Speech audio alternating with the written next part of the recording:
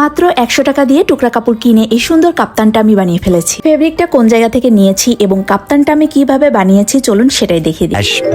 এই ফেব্রিকটা আমি নিয়েছিলাম মেলা থেকে। মেলাতে অনেক ধরনের সুন্দর সুন্দর টুকরা কাপড় আসে, তো সেখান থেকে আমি খুঁজে খুঁজে এই সুন্দর কাপড়টা কিনে নিই। তবে এখানে কতটুকু কাপড় আছে এটা আমি অবশ্য মেজারমেন্ট করে দেখিনি। মেলাতে এই টাইপের অনেক সুন্দর সুন্দর টুকরা কাপড় আসে। এক এক সাইজের টুকরা কাপড় এক এক দামে বিক্রি করে। একটু ছোট সাইজের টুকরা হলে 50 টাকা, মিডিয়াম সাইজ হলে 100 টাকা, আর যদি একটু বড় টুকরা হয় তাহলে 150 বা 200 টাকা করে নেয়। আমার এই কাপড়টা যেহেতু মিডিয়াম সাইজের ছিল এই জন্য 100 টাকা নিয়েছিল, আর এটাতে মেবি 1 গজের উপরেই কাপড় আছে। এই টুকরা ফেব্রিকটা কেনার পর তো আমি ধরে রেখেছিলাম যে এটা দিয়ে আমি একটা সুন্দর কাপ্তান বানাবো। তো যে ভাবনা সেই কাজ, বাসায় এসে কাপড়টা ওয়াশ করে দেই আর শুকানোর পরেই সাথে সাথে আমি কাপ্তান বানানোর কাজে লেগে পড়ি। আমি সবসময় কামিজে যেভাবে বডি মেজারমেন্ট দিয়ে থাকি ঠিক সেভাবেই এই কাপ্তানে মেজারমেন্ট দিয়েছি, আর মেজারমেন্ট অনুযায়ী এখন দাগ দিয়ে নিচ্ছি। কাপ্তানে শুধুমাত্র বডির 2 সাইডে মাপ অনুযায়ী দাগ দিতে হবে, কাঁধ বা অন্যান্য জায়গায় দাগ দেওয়ার কোনো প্রয়োজন নেই। তো এখানে আমার মাপ অনুযায়ী দাগ দেওয়া হয়ে গেছে, এখন আমি কাপ্তানটা কাটিং করে ফেলবো। কাপ্তানের কোনার দিকে একটু রাউন্ড শেপ করে কেটেছি, তবে এখানে রাউন্ড শেপ না করে সোজা করে কাটলেও কোনো প্রবলেম নেই। আপনি সোজা বা রাউন্ড শেপ যেভাবে কাটেন না কেন দুইভাবেই সুন্দর লাগবে। আর আমার তো মনে হয় যতগুলো ড্রেস আছে তার মধ্যে এই কাপ্তান বানানো